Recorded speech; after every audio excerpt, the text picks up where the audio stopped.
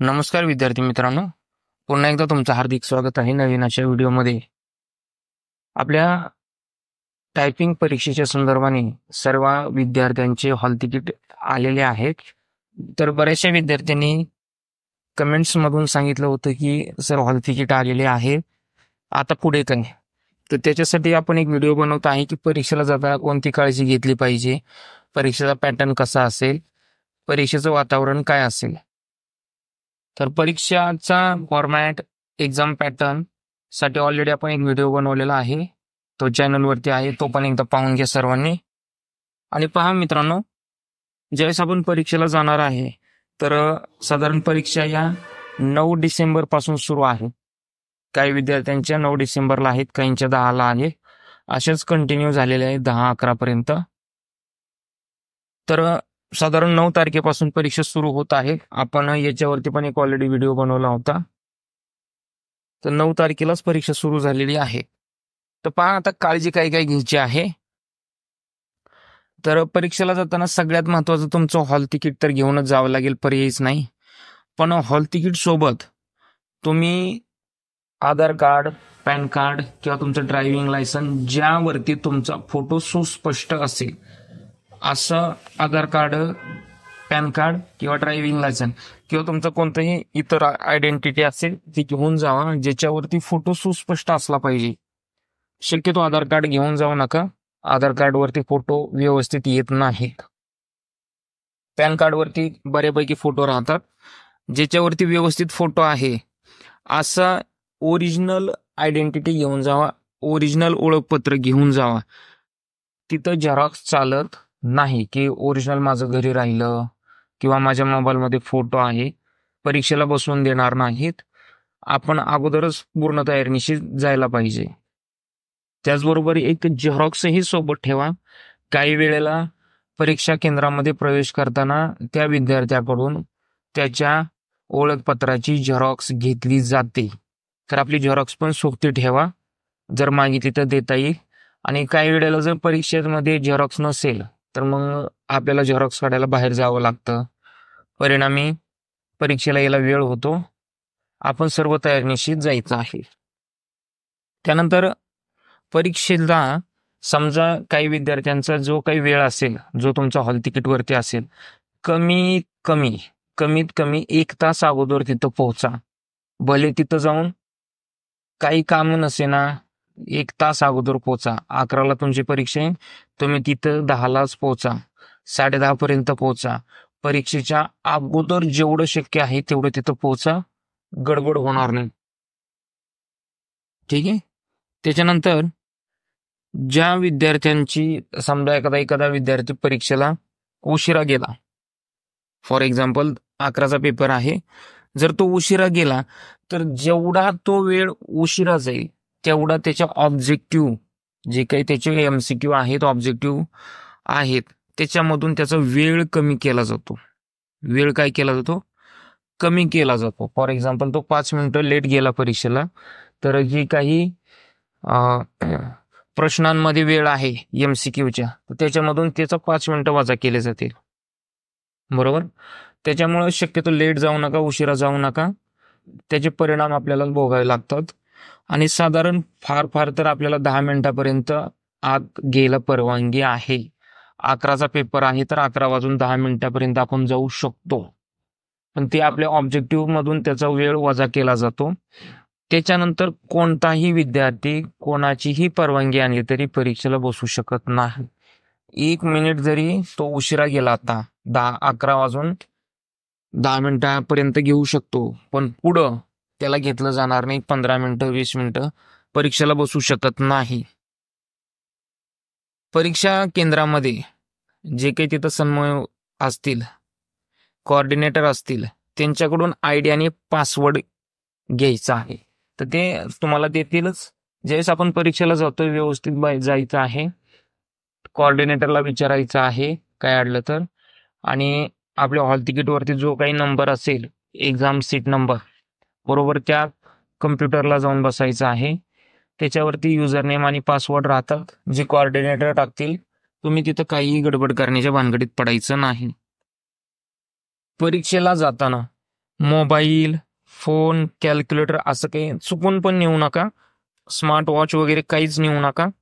काय होतं, आपण काही गडबड करत नाही, पण जर का काही तसं निदर्शनास आलं तर मग आपला जो काही रिझल्ट आहे तो रिझर्व ठेवला जातो. लवकर ते रिझर्व निघत नाही. जवळपास 4-4, 5-5 महिने विद्यार्थ्यांचे रिझल्ट हे रिझर्वमध्ये ठेवले जातात आणि काही वेळेला तो विद्यार्थी फेल म्हणूनच येतो. त्यामुळे असं काही ठेवू नका की जेणेकरून आपण अडचणीत येऊ. ते काही घेऊनच जाऊ नका. जर तसं झालं तर मग काही वेळेला रिस्ट्रिक्ट पण केलं जातं. विद्यार्थी म्हणजेच आपण ज्यावेळेस आपण परीक्षेला जाऊ तिथं एक प्रेझेंटी असते, तर त्या प्रेझेंटीला सही करा. जर तुम्ही सही नाही केली तर तुम्ही परीक्षेला गेलाच नाही असं समजलं जातं. आम्ही परीक्षा दिली, सीसीटीव्ही चेक करा, कोणीही काहीही त्याच्यावरती काम करणार नाही. तुमची जी काही तिथे प्रेझेंटी असते, हजेरी पत्रक असतं, त्याच्यावरती सही करायची. आणि कोणती सही करायची? जी तुम्ही परीक्षा फॉर्म भरताना केली होती. इव्हन तुमच्या हॉल तिकीटला सुद्धा तीच सही आलेली आहे, तर तीच सही करायची जी तुमच्या हजेरी पत्रकाला असेल. त्या हजेरी पत्रकावरती तुमच्याच नाव पुढे सही होती का हे चेक करायचं. फोटो तुमचाच आहे का हे पण चेक करायचं. ठीक आहे. त्याच्यानंतर परीक्षा संपल्यानंतर पण, ज्यावेळेस परीक्षा संपणार आहे, परीक्षा संपल्यानंतर सुद्धा बरेचसे विद्यार्थी घाई गडबडीत निघून जातात. तर तसं करायचं नाही. ज्यावेळेस तिथले कोऑर्डिनेटर तुम्हाला सांगतील आता तुमची परीक्षा संपलेली आहे, तुम्ही जाऊ शकता, त्याच वेळेस तुम्ही परीक्षा केंद्र सोडायचं आहे. नाही तर बऱ्याच वेळा असं होतं की परीक्षा झाली, माझा पेपर झाला, मग मी जातो आणि काही वेळेला हजेरी पत्रकावरती सह्या ह्या हुशारीने घेतल्या जातात आणि मग आपले हजेरी पत्रकावरती सही होत नाही. किंवा कोणी भेटीसाठी आलेलं असतं, व्हिजिटसाठी आलेले असतात अधिकारी, आणि बरोबर आपण त्याच वेळेस गैरहजर राहतो. गैरहजर राहिलो बरोबर त्याच वेळी आपण गैरहजर म्हणून लागलो जातो, कारण व्हिजिटसाठी आलेले असतात, आपण तिथे उपस्थित नसतो आणि मग आपल्याला रिझल्ट मिळत नाही. कोणत्याही विद्यार्थ्यांनी परीक्षा केंद्र हे स्वतःहून सोडायचं नाही असं स्पष्ट सांगितलेलं आहे. पण त्याच्यानंतर जे काही आपले ऑब्जेक्टिव्ह प्रश्न आहेत, सब्जेक्ट आहे, स्पीड ऑफ पॅसेज आहे, असे सगळे मिळून आता पर्सेंट कितीला येते काही तुम्हाला सांगण्याची गरज नाही. तुम्ही हुशार आहात, सुज्ञ आहात, आतापर्यंत तुम्ही प्रॅक्टिस केलेली आहे. परीक्षेचा फॉर्मॅट माहिती नसेल तर आपल्या चॅनलवरती आहे, पाहून घ्या. ठीक आहे. त्याच्यानंतर पहा, आता 2-3 बदल झाले होते पाठीमागच्या परीक्षेपासून, की ईमेलचा प्रश्न हा बाय डिफॉल्ट सबमिट होतो 5 मिनिटं झाल्यानंतर. त्याला काही आपल्याला काम करण्याची गरज नाही सबमिटसाठी, तर तो ऑटोमॅटिक सबमिट होतो. आणि त्याच्यानंतर लगेच आपल्याला काय पाहायला मिळतो? Speed passage. ठीक आहे. स्पीड पॅसेज वगैरे ते येतो. त्याच्यासाठी आपल्याला 30 सेकंदाचा काउंटडाऊन, हे सगळं आपण काम केलेलंच आहे. ठीक आहे. परीक्षेच्या संदर्भात ज्या काही मार्गदर्शन सूचना दिलेल्या जातील परीक्षा केंद्रावर सुद्धा, त्या सुद्धा व्यवस्थित समजून घ्या. कुठेही घाई गडबड करायची नाही. ठीक आहे. आता बरेचसे विद्यार्थी काय करतात, सर माझं नाव चुकलेलं आहे, आता काय करू? तर मग स्वतःहून हातानेच आपल्या हॉल तिकीटवरती काहीतरी चेंजेस करतात. आता पहा, तुमचं नाव आता चुकलेलं आहे, त्याला पर्याय नाही, कारण तुम्ही स्वतः समोर होता फॉर्म भरताना. फॉर्म भरल्यानंतर तुम्ही सह्याही केलेल्या आहेत, त्यामुळे आता चुकले असं म्हणण्याचा तुमच्याकडे तर काही अधिकार राहिला नाही. ठीक आहे. आणि एडिट लिंक असताना सुद्धा तुम्ही काही सांगितलं नाही. आणि हॉल तिकीट आल्यानंतर बरेचसे विद्यार्थी म्हणतात की आमचं नाव चुकलं, आता आम्ही काय करू? मग आम्ही हाताने बदल करून जातो. तर तसं चालत नाही. जर हॉल तिकीटवरती कुठेही कसलीही मार्किंग सिस्टीम असेल, काहीही बदल केला असेल, तो विद्यार्थी थेट कारवाईला पात्र आहे, हे लक्षात घ्या. परीक्षेला तर बसूनच देणार नाहीत, कदाचित तुम्हाला पोलीस स्टेशनला सुद्धा घेऊन जातील. ठीक आहे. कारण ही परीक्षा आहे ती महाराष्ट्र परीक्षा परिषद गव्हर्नमेंट कडून घेतली जाते. याच्यात कुठेही कोणत्याही कामामध्ये कसूर ठेवली जात नाही. बरोबर. कोणत्याही विद्यार्थ्याला बॅच बदलून दिली जात नाही. पहिली गोष्ट, बॅच बदलून दिली जात नाही. मग माझी परीक्षा आहे, माझे हे आहे ते, परीक्षेला बॅच बदलली जात नाही. मग मी दुसऱ्या दिवशी परीक्षेला जाऊ का? तसं काहीही चालत नाही. समजा जर काही लाईट वगैरे गेली तर परिषदेकडून देण्यात आलेल्या पर्यायी व्यवस्था तिथं असते. त्यामुळे तुम्ही काही घाबरून जायचे कारण नाही.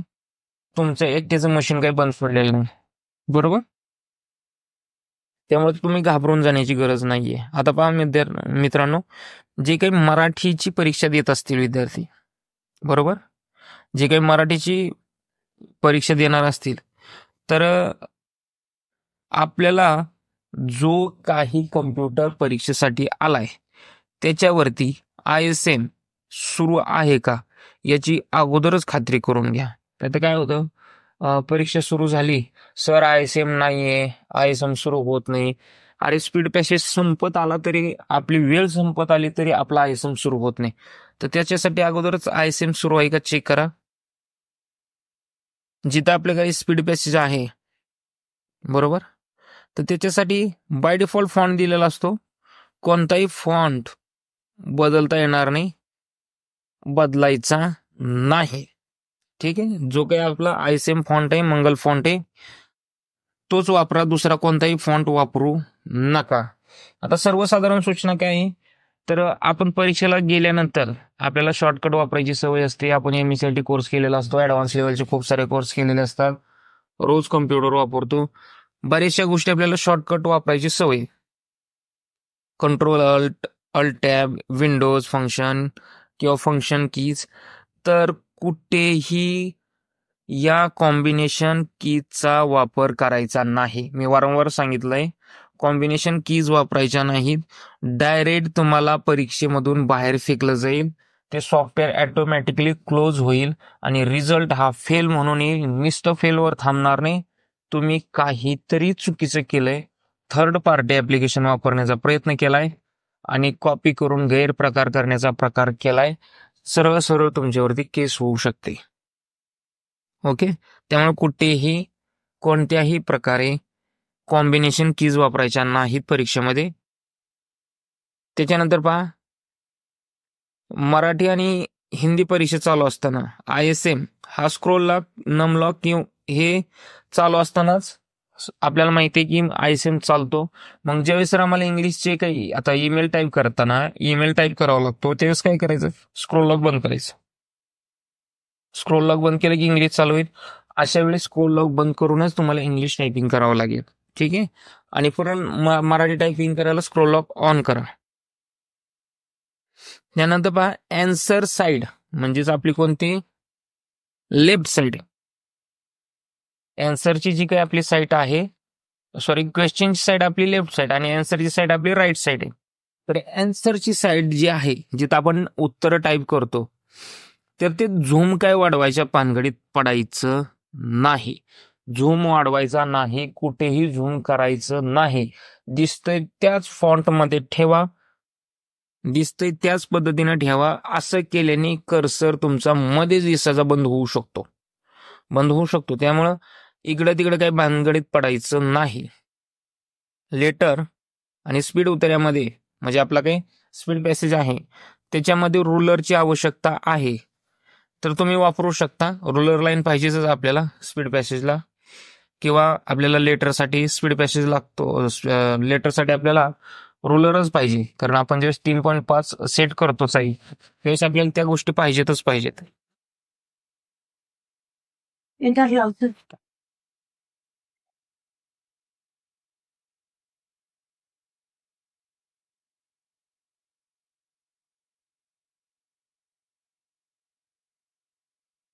तर पहा मित्रांनो, जिथं आपल्याला लेटरमध्ये रुलरची गरज आहे तिथं आपण रुलर वापरू शकतो, काहीही प्रॉब्लेम येणार नाही.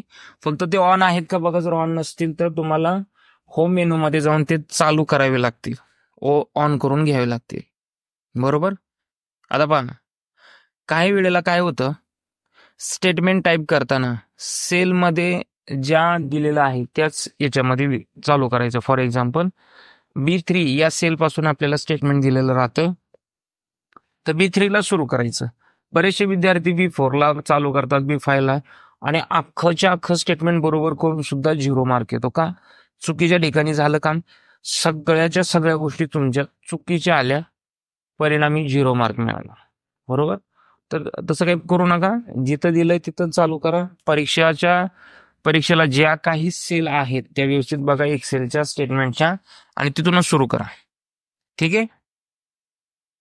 आता बऱ्याचशा विद्यार्थ्यांना परीक्षेमध्ये असा प्रॉब्लेम आला होता की सर आम्ही स्पीड पॅसेज टाईप केला आणि आमचं चुकून एखादी ओळ डिलीट झाली, पॅसेज डिलीट झाला, शब्द डिलीट झाले, आता काय करू? आता पुन्हा टाईप करायला आमचा वेळ जाणार आहे. तर त्याच्यासाठी त्यांनी पर्याय म्हणून अंडो बटनाची किंवा अंडो कीची व्यवस्था केलेली आहे. बरोबर? पण अजून अट घातलेली आहे, शॉर्टकटनी वापरायचा नाही. बऱ्याचशा विद्यार्थ्यांना माहिती आहे अंडोसाठी आपण कंट्रोल झेड वापरतो, पण वापरायचा नाही. मग वरती समोर आपल्या जिथं ते स्क्रीन आहे, स्क्रीनच्या वरती समोर जिथं आपल्याला होम मेनू, इन्सर्ट मेनू दिसतंय, त्याच्या खाली क्विक ऍक्सेस टूलबार असतो. तिथं आपल्याला अंडो बटनाची सुविधा दिली, जिथं माऊसनंच क्लिक करायचं. कशाने? माऊसने.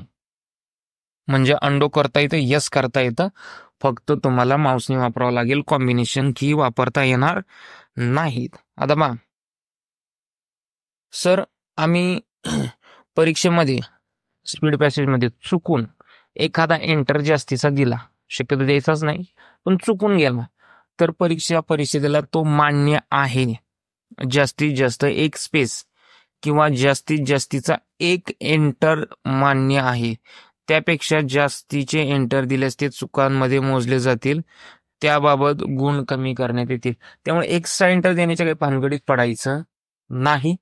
चुकून एखादा एंटर मान्य केला जाईल. ठीक आहे. त्यामुळं या गोष्टी सर्व व्यवस्थित पाहून घ्या. परीक्षेच्या संदर्भात अजून काही अडचणी असतील, काही प्रश्न असतील तर कमेंट बॉक्समध्ये नक्की सांगा. चॅनलवरती पहिल्यांदाच आला असाल तर नक्की सबस्क्राईब करा, लाईक करा, शेअर करा.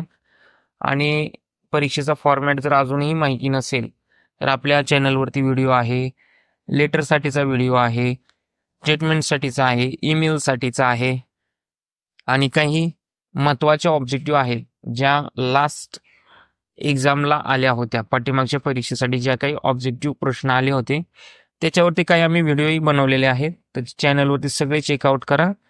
धन्यवाद. Free audio post production by Alphonse.